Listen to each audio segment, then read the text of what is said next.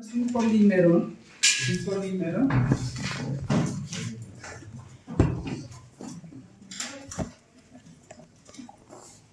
cuya estructura es ramificada, a diferencia del almidón, que también es un polímero, pero es una mezcla de una estructura ramificada y una estructura helicoidal.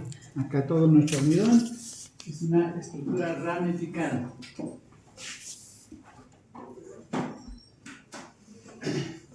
Y eso tiene una función biológica porque permite que en varios extremos simultáneamente se produzca la lisis del glucógeno, la glucogenólisis. Esa es la importancia de tener un glucógeno ramificado, porque permite rápidamente equilibrar una posible hipoglicemia.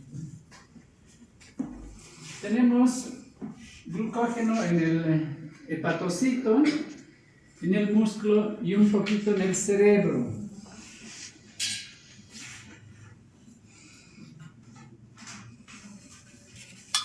En el hepatocito, en el músculo esquelético y en el cerebro.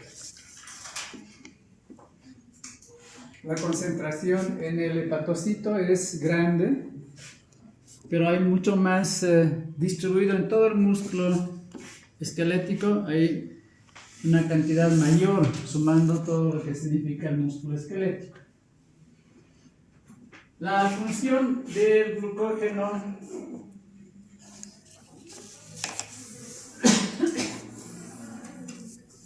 hepático es regular la glicemia, fundamentalmente. ¿Por qué es importante esa frase, regular la glicemia? Porque la glicemia es vital para el cerebro. Es importante para todos los tejidos, por supuesto, pero es vital para el cerebro. El cerebro sufre de una forma muy importante, entra en hipoglicemia y de ahí a la muerte es un pequeño trecho. La hiperglicemia es importante, pero la persona puede estar con niveles altísimos, 400, 500, y no morirse. Por lo menos inmediatamente no. Existen dos procesos que vamos a ver ahora. Uno es la glucogénesis y el otro es la glucogenólisis. Empezaremos con la glucogénesis.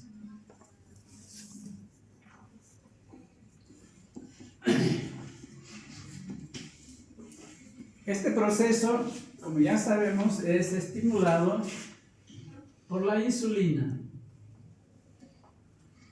La insulina se genera en las células beta del páncreas cuando hay una elevación de la glicemia después de ingestión de alimentos basados en hidratos de carbono. Va a cumplir la insulina en los tejidos en general, menos en el hepatocito. En general.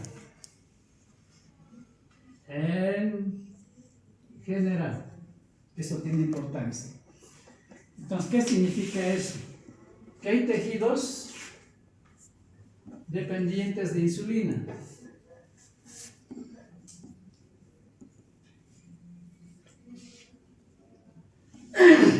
¿Cuáles son esos tejidos dependientes de insulina? El músculo esquelético, los adipocitos, el músculo en general y los adipocitos. Entonces, esa flechita que vemos ahí se refiere en general. El resto de los tejidos no son dependientes de insulina. Qué interesante eso. Sí, es un dato interesante. Pero son independientes de GLUT, el resto de los tejidos. Sí. Entonces, quiere decir que, por un lado, la insulina tiene dos acciones en estos dos tejidos que hemos señalado. Cuando hay necesidad, estimula al gen correspondiente de la síntesis de la proteína GLUT4. Digamos GLUT nada más. El otro efecto que tiene es que si es que hay en los liposomas el transportador GLUT, entonces facilita su salida del liposoma y su incorporación a la membrana respectiva del resto de los tejidos, por ejemplo en el hígado. ¿Te ha entendido esto? ¿Sí? ¿Qué han entendido por ahí atrás? ¿Me ayudan? ¿Repitiendo? ¿Tú? El tejido adiposo y el músculo son tejidos dependientes de insulina. Insulina. Y en el caso del hígado, no, son dependientes de GLUT. El resto de los tejidos al parecer son dependientes de GLUT. Hay GLUT1, GLUT3, GLUT4 en el caso del hígado. Entonces, pero lo que estoy indicando es que en esos tejidos independientes de insulina, la estimulación del gen respectivo de esa proteína GLUT no necesita la presencia de insulina, sino otros factores. ¿Okay? El otro concepto interesante, y es producto de revisión porque yo no lo conocía, es de que la GLUT del hepatocito puede producir flujo en ambos sentidos. Esto es bien interesante, por lo que voy a indicar en un momento. No me hagan olvidar de esto que acabo de indicar. Bien, entonces, una vez que la glucosa se encuentra dentro del hepatocito, vamos a borrar esto para no confundir. En el hepatocito sufre la acción de una enzima que es la glucosinasa.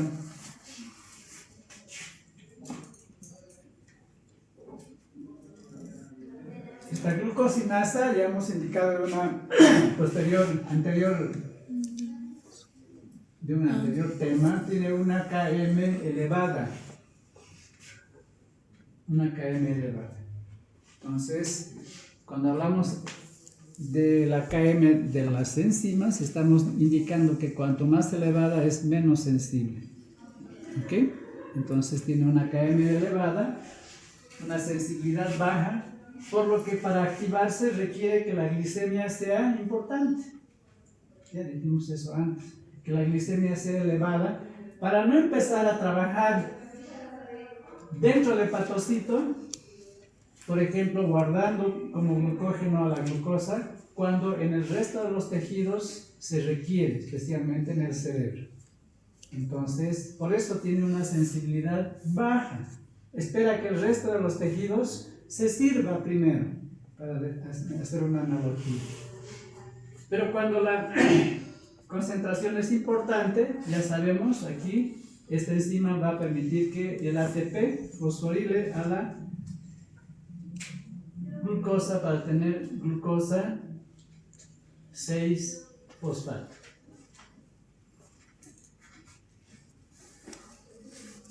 La glucosa 6-fosfato en el hepatocito, dependiendo de las necesidades energéticas, podrá orientar una parte del proceso, una parte de la glucosa 6-fosfato hacia la glucólisis, para que el hepatocito tenga energía. Pero como la glicemia es elevada, entonces una otra parte activa a una enzima que es una isomerasa, es la fosfoglucomutasa. No voy a anotar este nombre, es la fosfoglucomutasa, que va a convertir a la glucosa 6-fosfato en glucosa 1-fosfato.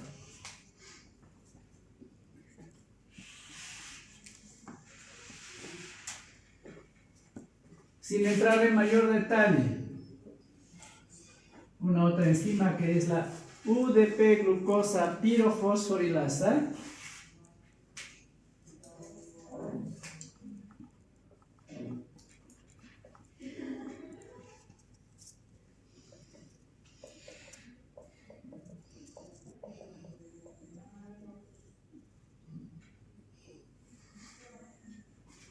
va a incorporar a la glucosa 1-fosfato un residuo del uridín difosfato para que se convierta en UDP glucosa.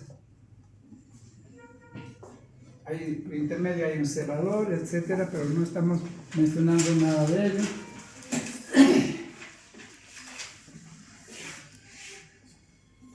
Y por último, la última enzima es la glucosa sintetasa. Glucógeno sintetasa, perdón.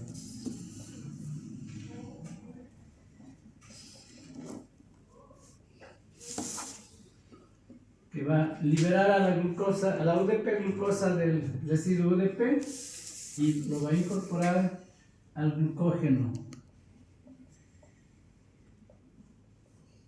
más un residuo de glucosa.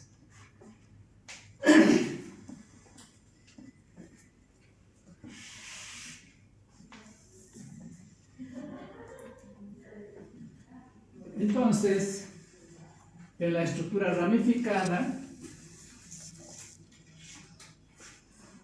por el que es una de las ramas,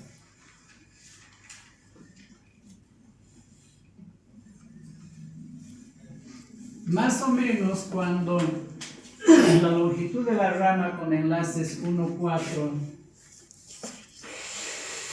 llega a 11 residuos, más o menos, una enzima ramificante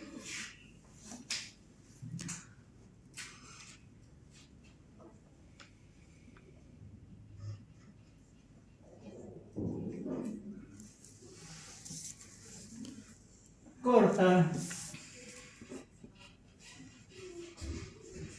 un conjunto de residuos más o menos en el número de 6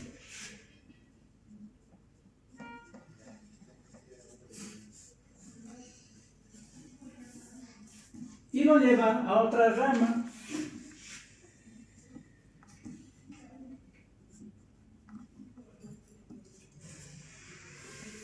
entonces una otra rama en crecimiento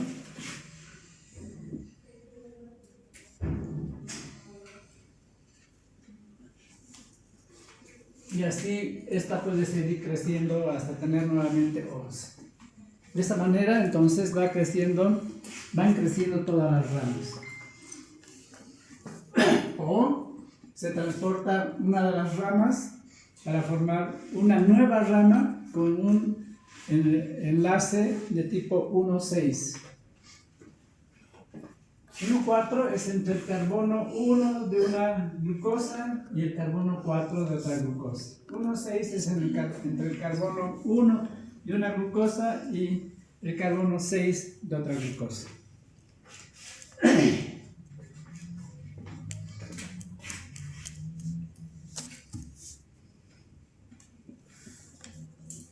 Carbono 1, 2, 3, 4, 5 y 6.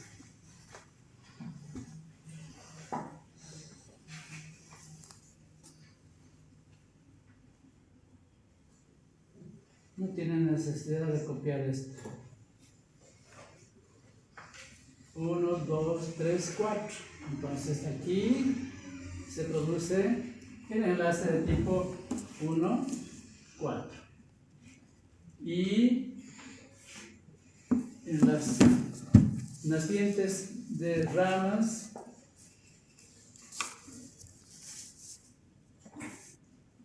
se podrá tener un enlace 1, 6. De esa forma entonces va creciendo, nada más para tener una idea gráfica de lo que significan esos enlaces. Bien. La glucógeno sintetasa activa está desfosforilada.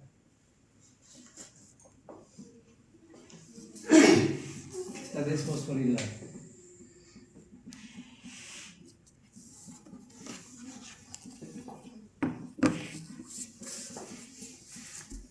¿Y quién fosforila la glucógeno sintetasa? Ya no voy a anotar. es una glucógeno fosforilasa.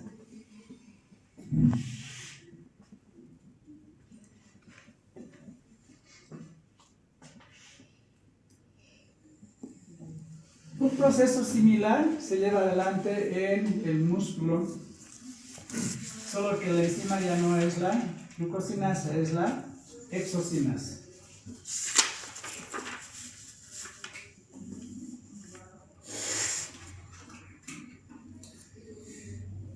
Músculo.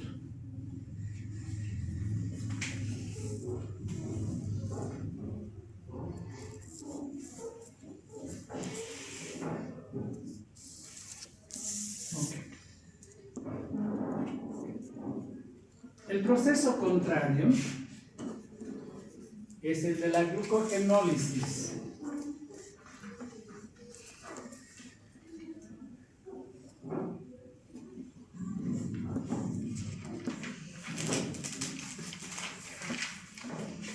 Hay dos vías diferentes, dos cascadas metabótropas, una en el hepatocito y otra en el músculo, que tienen procesos y enzimas diferentes. Veremos primero lo que ocurre con el proceso en el hepatocito.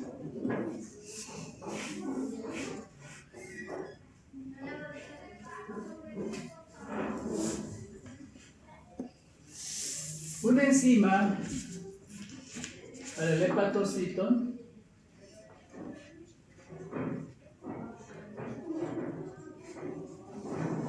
llamada glucagón, que ya la conocemos como enzima de la hipoglicemia moderada, la de todos los días, producida por las células alfa del páncreas cuando la glicemia baja bastante, va a estimular el inicio del proceso en el hepatocito. El glucagón va a actuar a través de un receptor de glucagón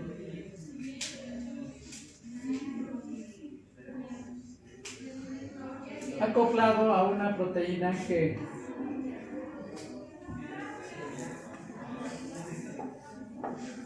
La proteína G activada se va a dividir en dos unidades,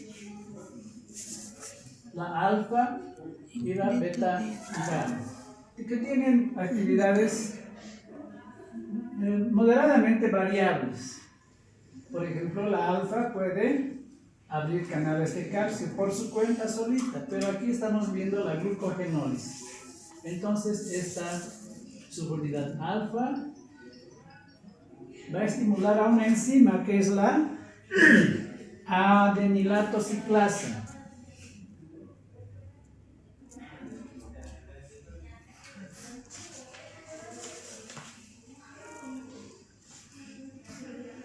Esta adenilato ciclasa va a producir a partir del ATP el segundo mensajero AMP cíclico.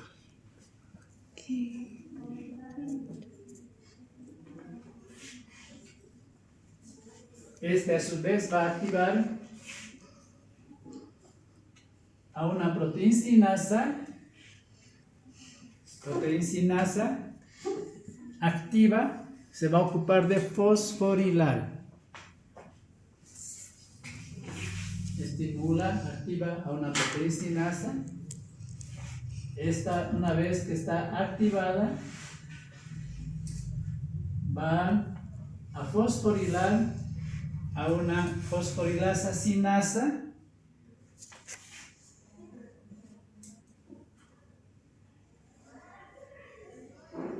para convertirla de la forma B en la forma A, que es la activa. Ya no voy a poner cinasa, ¿ok? Para no... porque le han puesto cinasa para indicar que hay dos. Para nosotros, una fosforilasa se activa, se convierte en A, activa, y esta a su vez va a hacer lo mismo en una segunda fosforilasa, y la va a convertir en A, de B a A, Anotamos fosforilasa porque así hemos aprendido en membranas. Y vamos a poner entre paréntesis glucógeno fosforilasa para ya darle una mayor personalidad.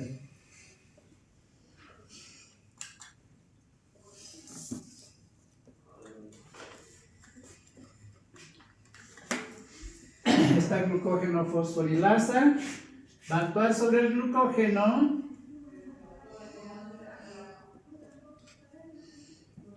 retirando del glucógeno una glucosa, un residuo de glucosa, como es fosforilasa, fosforilando ese residuo a glucosa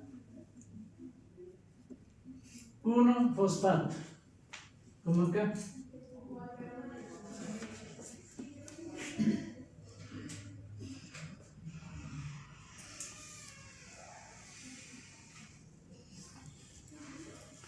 Luego la misma enzima que mencionamos acá, que era una fosfoglucomutasa, una isomerasa, va a convertir a la glucosa 1-fosfato en glucosa 6-fosfato.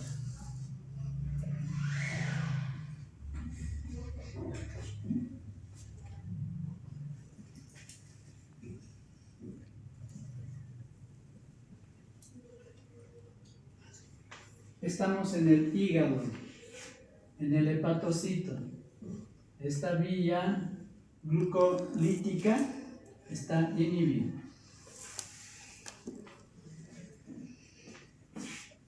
Así mismo. Por lo que la glucosa 6-fosfato va a orientarse hacia la producción de glucosa mediante una enzima que ya conocen ustedes, que es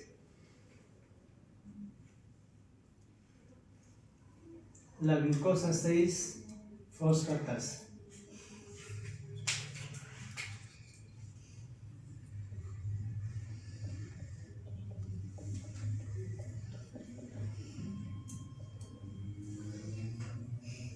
Esta es la enzima que permite remontar la tercera barrera energética en la gluconeogénesis, fosfatasa, ¿no? Igual que la segunda barrera, también otra fosfatasa, entre la fructosa 1,6-difosfato y la fructosa 6-fosfato. Pero esta enzima es una enzima gluconeogénica y aquí en este caso que es parte de la glucogenólisis, porque va a permitir retirar este grupo fosfórico del carbono 6 y tener finalmente glucosa para que salga a la sangre, transportada por el transportador GLUT, que en un principio metió glucosa al hepatocito. El mismo transportador va a cumplir la función de sacar a esa glucosa hacia la circulación sanguínea para regular la glicemia, que es el producto final del glucagón.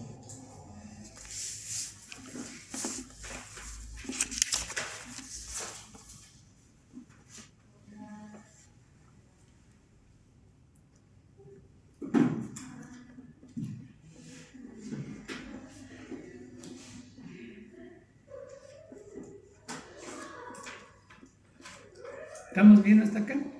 ¿Sí?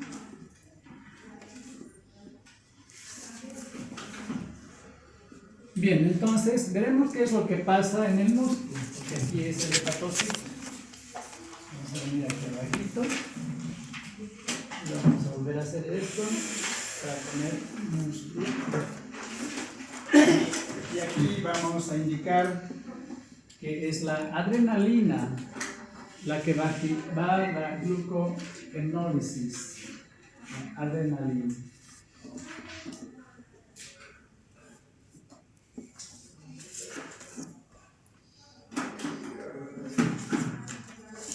La adrenalina va a fijarse en un receptor de membrana acoplado a proteína G para estimular la actividad de la proteína G. Esta proteína G, otra vuelta, va a estimular a otra enzima, ya no es la de ciclasa, es la fosfolipasa C.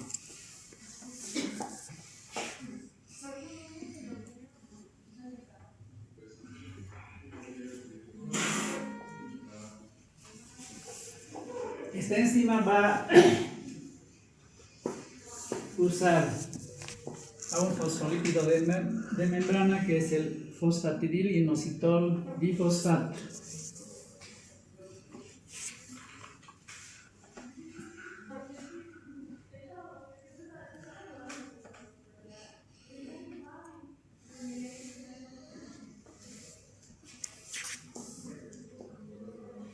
Y lo va a convertir en dos segundos mensajeros, que son el IP3 y el DAG. Así que voy a anotar el IP3, que lo que va a hacer es abrir canales de calcio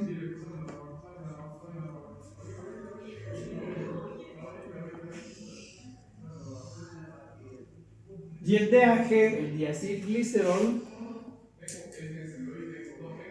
va a estimular a una proteínasa de tipo C, a las fosforilasas,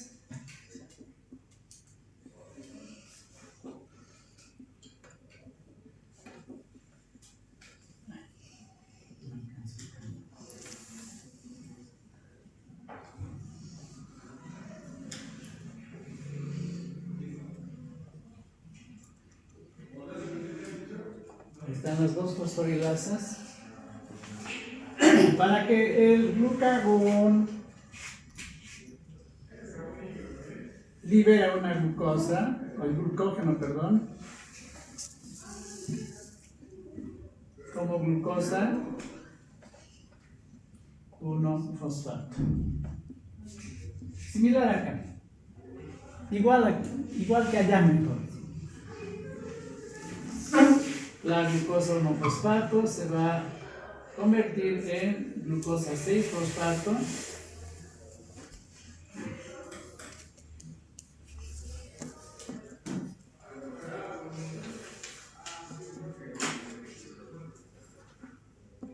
Y la glucosa 6-fosfato en glucosa, ¿no?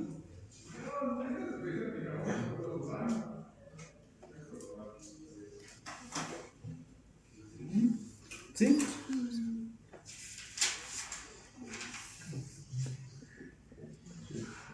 Estamos en el músculo.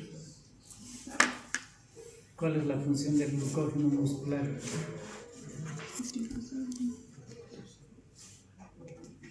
¿No ves? No. Porque la función del glucógeno muscular no es producir glucosa. Ahí se queda, y para que se acuerden, le voy a poner acá esta flechita, la glucosa 6-fosfatasa, glucosa 6-fosfatasa,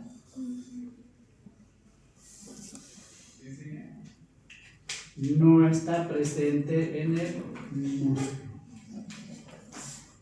No está presente esa enzima, glucosa 6-fosfatasa, está ausente en el músculo, porque no es la función producir glucosa.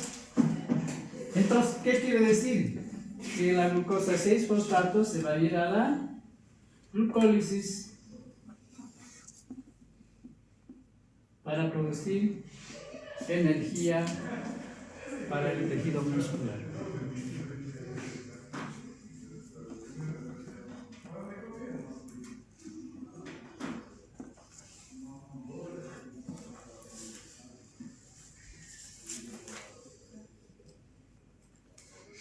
Entonces, para destacar, acá volvemos, la glucógeno sintetasa activa está desfosforilada.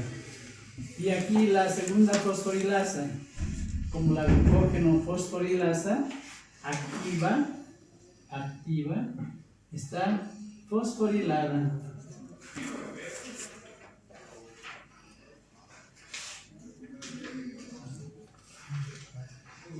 Aquí activa está desfosforilada. Pero si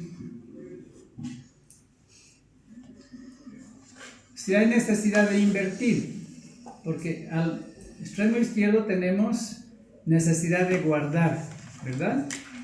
Glucógeno sintetasa desfosforilada. En este otro lado tenemos la necesidad de producir glucosa, por lo tanto está fosforilada. ¿Qué invierte? Porque son procesos covalentes. Eso hemos visto en el primer capítulo de enzimas, en el segundo capítulo de inhibición o activación covalente. Entonces, las fosfatasas. Fosfatasa significa retirar grupo fosfórico. Las fosfatasas lo que hace es retirar el grupo fosfórico e inhibir a la glucógeno fosforilasa.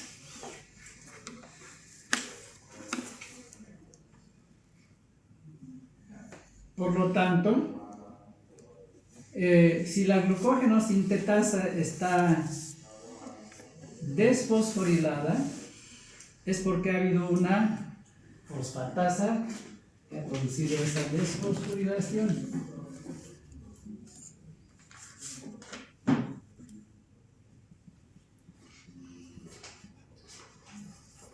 Ese es el rol que cumplen las fosfatasas, activando o inactivando a este par de últimas enzimas de esos dos procesos.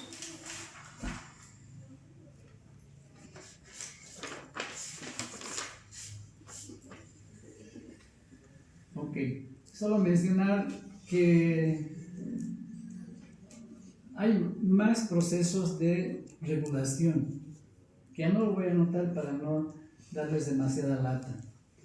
Pero si la glucosa ya está bien, si la glucosa está abundante, no solamente la fosfatasa va a impedir ese último paso, sino también va a tener acción por retroalimentación los productos que significan energía. En el libro señala un aumento de la glucosa, un aumento del ATP, un aumento de la glucosa 6-fosfato, también intervienen en la inhibición de la glucógeno fosforilasa. Pero ya no estoy anotando, solamente les menciono para que hagamos conciencia de que así funcionamos, que hay una serie de mecanismos que no son únicos o casi únicos como estamos indicando acá.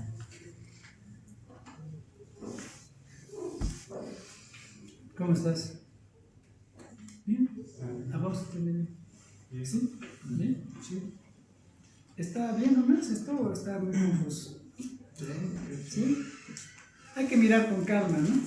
Está hecho el esquema, hay que mirar con calma. Y ustedes son buenos para los esquemas, yo me doy cuenta de eso. Son buenos. Cuando se les pide una respuesta que no sea en esquema, ahí fallan, no sé por qué. Pero ahí tenemos los 3 esquemas. Ya los conocíamos en parte, excepto el de la glucogénesis. Si quieren sacar fotitos, saquen. La clase ha concluido.